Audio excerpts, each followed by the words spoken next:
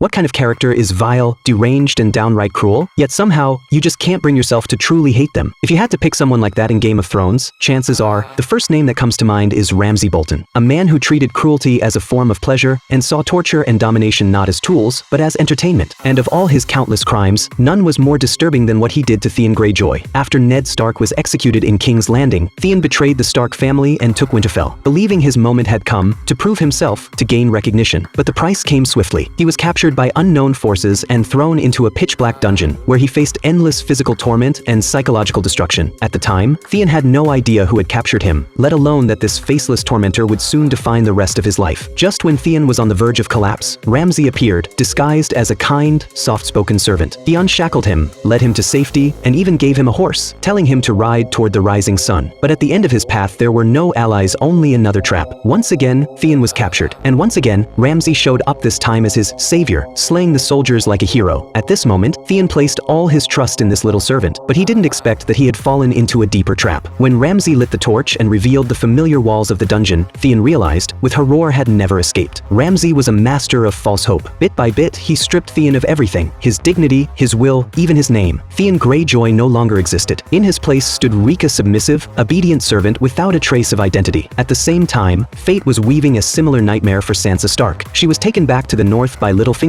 under the guise of restoring the Stark legacy. But in truth, she was just another piece on his chessboard of chaos. Years after leaving, Sansa returned to Winterfell, no longer the lady of the house, but a guest in her own ancestral home. Lady Sansa, welcome. She had to keep a composed smile even when facing Roose Bolton, the man behind Robb Stark's death. What she didn't expect was that after escaping Joffrey, she would end up with someone even worse, Ramsay Bolton. On their wedding night, Ramsay not only violated her, but forced Theon to stay and watch. From that day forward, Sansa lived in endless pain, both physical and emotional. Theon takes care of her meals even though he once betrayed the Starks. Sansa still tries to awaken his remaining humanity. One day, she handed him a candle, begging him to place it in the window of the tower. It was a signal. An old servant had once told her, if she was ever in danger, to light it for help. But Theon never lit the candle that he told Ramsay everything. The next morning, that kind-hearted servant, the only one who'd given Sansa hope, was found dead, her blood staining the snow. From then on, escape became Sansa's only chance at survival. Eventually, the opportunity came, but just as she was about to flee, she was cornered by Ramsay's lover, Myrnda Gelis, armed and ready to kill. In the moment she drew her bowstring, Theon finally broke free from his fear. He lunged forward, throwing Myranda off the battlement, saving Sansa's life. That moment, Theon reclaimed who he once was. With no time to spare, the two of them raced to the top of the walls. Looking at the thick snow under his feet, Theon tightly grasped Sansa's hand. The two people who were once abandoned by fate finally stood side by side again. Inside Winterfell, Roose Bolton was livid. Sansa's lineage was key to securing northern loyalty. Without her, support for House Bolton would collapse. And if she escaped for good, Ramsay's claim to legitimacy would be called into question. To make things worse, Roose's new wife was pregnant, and very possibly carrying a son. That meant Ramsay's status, already precarious, could vanish overnight. Meanwhile, Theon and Sansa ran for their lives through the bitter cold. They crossed icy rivers, braved snowstorms, because anything, even freezing to death, was better than falling back into Ramsay's hands. But they couldn't escape the scent. Ramsay's hounds were relentless, and soon caught up. Just when all hope seemed lost, Brienne of Tarth arrived. She cut down the pursuers with ease, then stood before Sansa, kneeling with her sword planted in the snow, just as she once swore to Lady Catelyn.